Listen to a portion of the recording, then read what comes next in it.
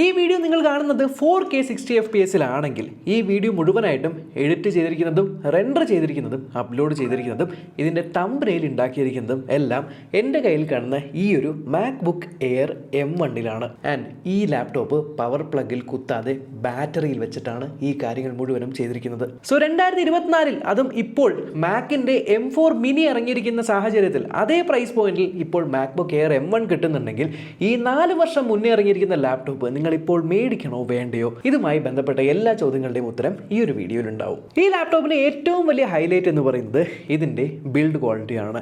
ഇത്രയും അടിപൊളിയായിട്ട് build quality തരുന്ന ഒരു 4 വർഷം പഴക്കമുള്ള ലാപ്ടോപ്പ് ഉണ്ടാവില്ല. ഇതിന്റെ സ്ക്രീൻ നോക്കിക്കഴിഞ്ഞാൽ അറിയാം എത്രത്തോളം സ്ലിം ആണ്. ആക്ച്വലി ഇതൊരു വെഡ്ജ് ഡിസൈനിലാണ് വരുന്നത്. വെഡ്ജ് ഡിസൈൻ ആയതുകൊണ്ട് നമ്മളിങ്ങനെ പെട്ടെന്ന് നോക്കുമ്പോൾ ഉള്ളതിലും കുറച്ചുകൂടെ സ്ലിം ആയിട്ട് തോന്നും. ആ ലാപ്ടോപ്പിന് അത്യാവശ്യം വെയിറ്റ് കുറവാണെങ്കിലും നല്ലൊരു ഡെൻസിറ്റി ഫീൽ ചെയ്യുന്നുണ്ട്. ആൻഡ് ഈ ലാപ്ടോപ്പ് മുഴുവനും മെറ്റലാണ് ബിൽഡ് ചെയ്തിരിക്കുന്നത്. ഇതിന്റെ ഹിഞ്ചിന് യാതൊരു വോബിളും ഇല്ല. ഈ പ്രൈസ് പോയിന്റിൽ നിങ്ങൾ ഏത് വിൻഡോസ് ലാപ്ടോപ്പ് മേടിച്ചാലും നല്ല വോബിൾ ഉണ്ടാവും. അത്രയും പ്രീമിയം ആയിട്ടുള്ള ഹിഞ്ച്. ആൻഡ് ഈ കാണുന്ന കീബോർഡ് കണ്ടോ, ബട്ടർഫ്ലൈ കീബോർഡ് അല്ല, ഇത് ആപ്പിളിന്റെ പഴയ സിസർ കീബോർഡാണ്.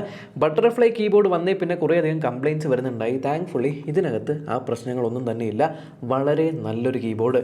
ആൻഡ് ഇത്രയും വലിയ ഒരു ട്രാക്ക് പാഡ് കിട്ടുന്നുണ്ട്. ഈ ട്രാക്ക് പാഡ് ആക്ച്വലി സോളിഡ് ആണ്, യാതൊരു രീതിയിൽ അമരില്ല. പക്ഷെ അമർത്തുമ്പോൾ വൈബ്രേഷൻ ഫീഡ്ബാക്ക് കാരണം നമുക്ക് അമരുന്ന പോലെ ഒരു ഫീലിംഗ് തരും. ഇതിലാകെ നിങ്ങൾക്ക് ഔട്ട്ഡേറ്റഡ് ആയിട്ട് തോന്നാവുന്ന കാര്യം ഇതിന്റെ ഡിസ്പ്ലേ ആണ്. ഇപ്പോൾ വരുന്ന മാക്കുകളെ പോലെ മുകളിലായിട്ട് നിങ്ങൾക്കൊരു നോച്ച് കിട്ടുന്നില്ല.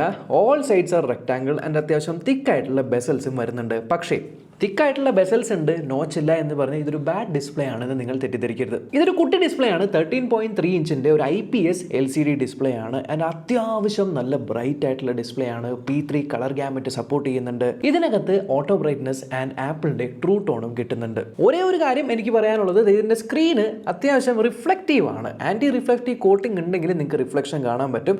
അതേപോലെ തന്നെ സ്മഡ്ജസ് ഒരുപാട് വരുന്നുണ്ട്. നമ്മുടെ കൈ കൊണ്ടുകഴിഞ്ഞാൽ ഇവിടെ നിങ്ങൾക്ക് കാണാൻ പറ്റും നല്ലപോലെ സ്മഡ്ജസ് വരുന്നുണ്ട്. സോ ഇടയ്ക്കിടയ്ക്ക് ക്ലീൻ ചെയ്യണം. നിങ്ങളിങ്ങനെ കൈ വെച്ചിട്ട് ഓപ്പൺ ചെയ്യുന്ന സമയത്ത് മോസ്റ്റ് ഓഫ് ദ ടൈം നിങ്ങൾ വെബ് ക്യാമറയിലായിരിക്കും തൊടുന്നത്. സോ വെബ് ക്യാമറയും പലപ്പോഴും സ്മഡ്ജ് ആവുന്നുണ്ട്. പക്ഷേ എത്ര പേർക്ക് ഈ കാര്യം അറിയാമെന്നറിയില്ല. നമ്മുടെ ചാനലിൽ നമ്മൾ എഡിറ്റ് ചെയ്യുന്ന വീഡിയോസ് കഴിഞ്ഞ 2 കൊല്ലമായിട്ട് ഇത് മേടിച്ചപ്പോൾ തൊട്ട് എഡിറ്റ് ചെയ്യുന്നതെല്ലാം ഈ ലാപ്ടോപ്പിലാണ്. ഞാൻ സെക്കൻഡറി ഡിസ്പ്ലേ ഒന്നും യൂസ് ചെയ്യാറില്ല, സെക്കൻഡറി കീബോർഡ് യൂസ് ചെയ്യാറില്ല, ആകെ മൗസ് മാത്രം ഞാൻ യൂസ് ചെയ്യാറുണ്ട്. ആൻഡ് ഈ കുഞ്ഞ് ഡിസ്പ്ലേയിൽ എനിക്ക് ഈ കാണുന്ന 4K വീഡിയോസ് എല്ലാം സുഖമായിട്ട് എഡിറ്റ് ചെയ്തൊരു ചാനൽ റൺ ചെയ്തുകൊണ്ട് പോകാമെങ്കിൽ definitely this is a very good machine for editing. Even ഞാൻ പലപ്പോഴും ഇയർഫോൺസ് പോലും യൂസ് ചെയ്യാറില്ല. കാരണം ഇതിൻ്റെ സ്പീക്കേഴ്സ് ഭയങ്കര അടിപൊളിയാണ്. എനിക്ക് തോന്നുന്നില്ല വേറെ ഏത് വിൻഡോസ് ലാപ്ടോപ്പിലും ഇത്രയും നല്ല ബേസ് ഒക്കെ തരുന്ന അത്യാവശ്യം ക്ലാരിറ്റി നല്ല കൂടുതലുള്ള ലൗഡ്നെസ് ഉള്ള സ്പീക്കർ ഉണ്ടാവുമെന്ന്. അത്രത്തോളം കിഡ്ലൻ സ്പീക്കേഴ്സ്. പക്ഷേ നിങ്ങൾ വീഡിയോ കോൾസ് ഒക്കെ ചെയ്യാനുള്ള പ്ലാനിലാണ് ഇത് എടുക്കുന്നതെങ്കിൽ എൻ്റെ വെബ് ക്യാമറ ശോകമാണ്. 720p വെബ് ക്യാമറയാണ്. 720p വെബ് ക്യാമറ എനിക്കെന്തോ വലിയ ബോധിച്ചില്ല. പലപ്പോഴും ഭയങ്കര ക്ലൗഡിയാണ്, ക്രിസ്പല്ല, കുറച്ച് വെളിച്ചം കുറവാണെങ്കിൽ നമുക്ക് നല്ലപോലെ കാണില്ല മറ്റേറ്റത്തെ ആൾക്ക്. ബട്ട് മൈക്രോഫോൺസ് അടിപൊളിയാണ്. ഇതിൽ നിന്ന് നമ്മൾ സംസാരിക്കുമ്പോൾ അപ്പുറത്തെ ആൾക്ക് കിഡ്ലനായിട്ട് കേൾക്കാം, പക്ഷേ ശോകമായിട്ട് കാണും. പിന്നെ ഇതിൻ്റെ ട്രാക്ക് പാഡ് ആക്ച്വലി ഒരു ഫോഴ്സ് സ്ട്രെച്ച് ട്രാക്ക് പാഡാണ്. ഇത് ശരിക്കും അമരില്ല. ഞാൻ ആദ്യം പറഞ്ഞ പോലെ വൈബ്രേഷൻ ഫീഡ്ബാക്ക് തരും. ആ ഒരു വൈബ്രേഷൻ ഫീഡ്ബാക്ക് ഉണ്ടല്ലോ, ഭയങ്കര രസമാണ്. ശരിക്കും നമ്മൾ അമർത്തിയ പോലെ ഫീൽ ചെയ്യുമെന്ന് മാത്രമല്ല, നിങ്ങൾക്ക് ട്രാക്ക് പാഡ് വെച്ച് വേണമെങ്കിൽ എഡിറ്റ് ചെയ്യാം.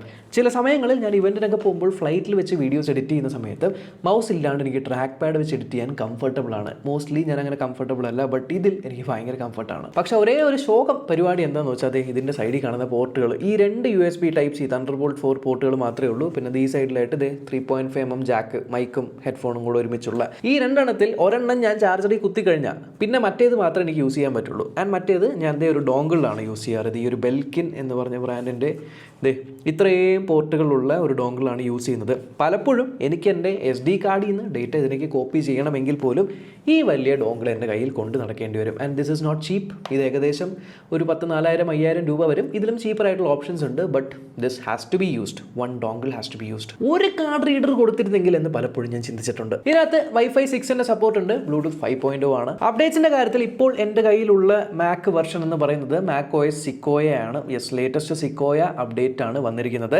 അതേപോലെ ഇതിനകത്ത് നിങ്ങൾക്ക് ആപ്പിൾ ഇൻ്റലിജൻസിൻ്റെ അപ്ഡേറ്റും കിട്ടും. US ലാംഗ്വേജിലിട്ടാണെങ്കിൽ ആപ്പിൾ ഇൻ്റലിജൻസും കിട്ടും. 4 കൊല്ലം പഴക്കമുള്ള ഒരു ചിപ്സെറ്റാണിത്. അതായത് മാക്കിൻ്റെ M1 ആദ്യത്തെ ചിപ്പാണിത്. ഇതൊക്കെ ഇപ്പോൾ 2024 വാങ്ങിച്ചു കഴിഞ്ഞാൽ ശോകമാവുമെന്ന് ചോദിച്ചാൽ ഇതിൻ്റെ പ്രൈസ് ഇപ്പോൾ വരുന്ന ഏകദേശം ഒരു 60,000 രൂപയ്ക്ക് താഴെയാണ്.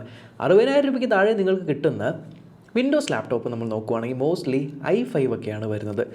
അത് വെച്ച് കമ്പയർ ചെയ്യുമ്പോൾ ഇതിൻ്റെ പെർഫോമൻസ് ഇസ് ഫാർ ബെറ്റർ. ഗെയിമിങ്ങിനല്ല. ഗെയിമിംഗ് എന്ന് പറഞ്ഞ സാധനത്തിന് വേണ്ടി നിങ്ങൾ എടുക്കേണ്ട അപ്പാർട്ട് ഫ്രം ദാറ്റ് എന്ത് പ്രൊഡക്ടിവിറ്റി വർക്കിനും ദിസ് ഈസ് ഗുഡ്.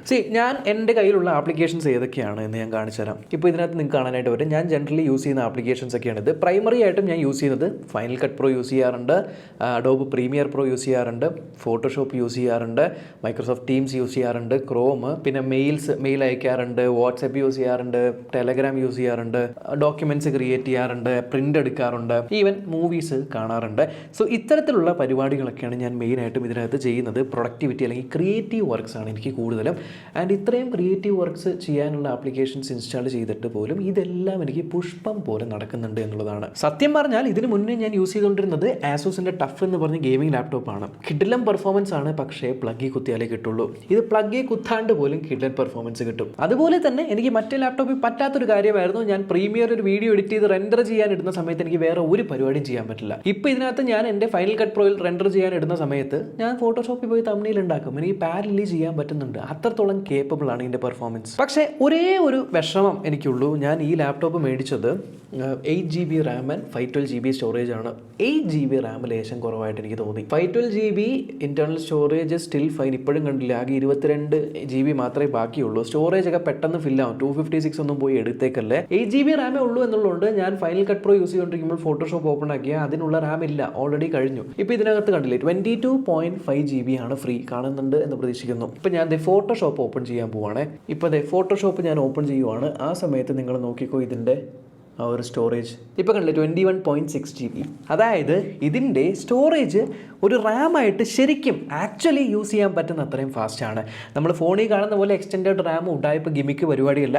വിർച്വലി നിങ്ങൾക്ക് അവിടെ കാണാൻ പറ്റും റാം കുറയുമ്പോൾ നിങ്ങളുടെ സ്റ്റോറേജിൻ്റെ SSD എടുത്ത് റാം ആക്കി മാറ്റുന്നത്. ഇനി ഇതിൻ്റെ ബാറ്ററി ലൈഫ് അപ്പാരം എന്ന് പറഞ്ഞാൽ അപ്പാര ബാറ്ററി ലൈഫാണ്.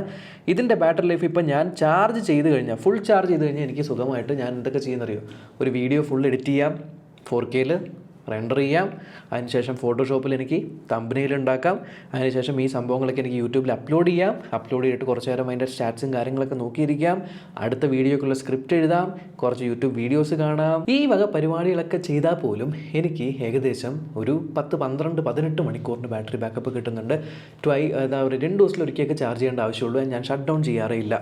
ജസ്റ്റ് ഇത് ലാപ്ടോപ്പ് ഇങ്ങനെ അടച്ചു വയ്ക്കുന്നു, കഴിഞ്ഞു, ഇത്രയേ ഉള്ളൂ. ആൻഡ് നെക്സ്റ്റ് ടൈം ജസ്റ്റ് ഈ സാധനം ഇങ്ങനെ ഓപ്പൺ ആക്കി കഴിഞ്ഞാൽ എവിടെ വെച്ച് നിർത്തിയോ അവിടെ തന്നെ ഉണ്ടാവും. ഒരു കാര്യം ശ്രദ്ധിക്കുക, നിങ്ങളിപ്പോൾ ഫോട്ടോഷോപ്പ് ഓപ്പൺ, ഇപ്പോൾ ഞാൻ നേരത്തെ ഫോട്ടോഷോപ്പ് ഓപ്പൺ ചെയ്തില്ലേ, ഈ ഫോട്ടോഷോപ്പ് ഇപ്പോൾ ഓപ്പൺ ചെയ്ത് കഴിഞ്ഞാൽ കുറച്ച് നേരം ആദ്യം ഇങ്ങനെ തുള്ളി കളിക്കും.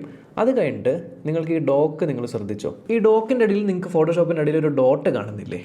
ഇപ്പോൾ ഞാൻ ഈ ഫോട്ടോഷോപ്പ് ക്ലോസ് ചെയ്യാൻ പോവാണ്. ഇപ്പോൾ ഞാൻ ഫോട്ടോഷോപ്പ് ക്ലോസ് ചെയ്തിട്ടുണ്ട്. അപ്പോൾ നമ്മൾ വിചാരിക്കും ഫോട്ടോഷോപ്പ് ക്ലോസ് ആയിരുന്നു, ബട്ട് ആക്ച്വലി ക്ലോസ് ആയിട്ടില്ല. ഇതിവിടെ താഴെ നിങ്ങൾ ഡോക്കിൽ പോയി കഴിഞ്ഞാൽ ഫോട്ടോഷോപ്പിൽ ഇപ്പോഴും ആ ഒരു ഡോട്ട് കണ്ടോ. ഇങ്ങനെ ഇരിക്കുന്ന സാഹചര്യത്തിൽ നിങ്ങൾ ലാപ്ടോപ്പ് അടച്ചു വെച്ചിട്ടാണ് പോകുന്നതെങ്കിൽ നെക്സ്റ്റ് ഡേ മോർണിംഗ് നിങ്ങൾ തുറക്കുമ്പോൾ ഈ ലാപ്ടോപ്പ് ഡെഡ് ആയിട്ടുണ്ടാവും. കാരണം ഇത് ആക്ച്വലി ക്ലോസ്ഡ് അല്ല, ബാക്ക്ഗ്രൗണ്ടിൽ റണ്ണിങ് ആണ്. സോ നിങ്ങൾ എന്ത് ചെയ്യണമെന്ന് വെച്ചാൽ ഇതിനെ നിങ്ങൾ റൈറ്റ് ക്ലിക്ക് ചെയ്ത് ഇവിടെ ക്വിറ്റ് എന്ന് പറഞ്ഞ സാധനം കൊടുക്കണം. ഇത് കൊടുത്തു കഴിഞ്ഞിട്ട് നിങ്ങൾ ലാപ്ടോപ്പ് അടച്ചു വെച്ചാൽ, ഇപ്പോൾ 20% നിങ്ങൾ അടച്ചു വെക്കുന്നതെങ്കിൽ അടുത്ത ദിവസം രാവിലെ എടുത്ത് നോക്കുമ്പോൾ ഒരു 18% ചാർജ് ഉണ്ടാവും. അത്രയും കുറവുള്ളൂ ബാറ്ററി ഡ്രെയിൻ. ബോക്സിനകത്ത് നിങ്ങൾക്കൊരു 30 വാട്ടിൻ്റെ ചാർജറാണ് വരുന്നത്. 30 വാട്ടിൻ്റെ ചാർജർ ഏകദേശം 2-2.5 മണിക്കൂറിൽ ഫുൾ ചാർജ് ആവും. അല്ലാതെ നിങ്ങൾക്കിപ്പോൾ ഞാൻ CMFൻ്റെ ഒരു ചാർജറിൽ 45-65 വാട്ടിൻ്റെ ചാർജർ യൂസ് ചെയ്യാറുണ്ട്. അത് വെച്ചിട്ടാണ് ചാർജ് ചെയ്യുന്നത്. ഏകദേശം 50 വാട്ടിൻ്റെ ഫാസ്റ്റ് ചാർജിങ് സപ്പോർട്ട് ചെയ്യും. എങ്ങനെ വന്നാലും ഒരു 2 മണിക്കൂറിലേക്ക് ഇത് ചാർജ് ആയിക്കോളും. ബട്ട് സെപ്പറേറ്റ് ആയിട്ട് ഞാൻ ചാർജിന് കുത്തിയിടാറില്ല. ചിലപ്പോൾ യൂസ് ചെയ്യുമ്പോൾ ചാർജ് കുറവാണെങ്കിൽ കുത്തിയിട്ടോണ്ടേ യൂസ് ചെയ്യും, ഊരിക്കളയും. ബട്ട് അഗെയിൻ ഇത്രയും കിഡ്ലൻ ബാറ്ററി ബാക്കപ്പ് ഞാൻ ഒരിക്കലും ഇതിൽ നിന്ന് പ്രതീക്ഷിച്ചില്ല. Still it is having.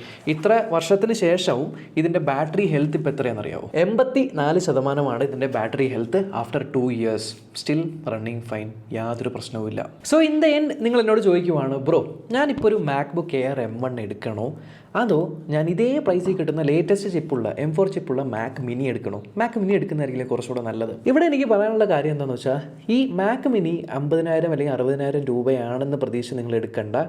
അല്ല, കാരണം മാക് മിനിയുടെ പ്രൈസ് മാത്രമാണത്. അതിൻ്റെ ഒപ്പം നിങ്ങളൊരു സ്ക്രീൻ മേടിക്കണം, കീബോർഡ് മേടിക്കണം, മൗസ് മേടിക്കണം, സ്പീക്കർ വേണമെങ്കിൽ സ്പീക്കർ മേടിക്കണം. ആൻഡ് ഇതിലെല്ലാം ഉപരി അതിൽ ബാറ്ററി ഇല്ല, കറണ്ടിലാണ് ഓടുന്നത്. സോ ഏകദേശം ഇതേ ക്വാളിറ്റി കിട്ടുന്ന ഒരു കീബോർഡും മൗസും ഡിസ്പ്ലേയും കാര്യങ്ങളൊക്കെ വാങ്ങി വരുമ്പോഴേക്കും ഒരു 19,000 രൂപയാവും. അത് വെച്ച് നോക്കുമ്പോൾ this is a very good deal. So editing പർപ്പസിന് യാതൊരു കുഴപ്പമില്ല ഈ ഒരു ലാപ്ടോപ്പ് എന്ന് നിങ്ങൾക്ക് മനസ്സിലായി. അല്ലാതെ ക്രിയേറ്റീവ് വർക്ക്സിനായിക്കോട്ടെ, പ്രൊഡക്ടിവിറ്റി ആയിക്കോട്ടെ, കോഡിങ് ചെയ്യാൻ വേണ്ടിയിട്ടായിക്കോട്ടെ, അല്ലെങ്കിൽ നിങ്ങളുടെ പ്രൊഡക്ടിവിറ്റി വൈസുള്ള എന്ത് പരിപാടിക്കും ഗെയിമിംഗ് ഒഴികെ എന്തും നിങ്ങൾക്ക് ഈ ലാപ്ടോപ്പിൽ പുഷ്പം പോലെ ചെയ്യാനായിട്ട് പറ്റും. കണ്ണും പൂട്ടിയെടുക്കാം. അപ്പോൾ അത്രയേ ഉള്ളൂ ഈ ഒരു വീഡിയോ. അടുത്ത വീഡിയോ കാണാം.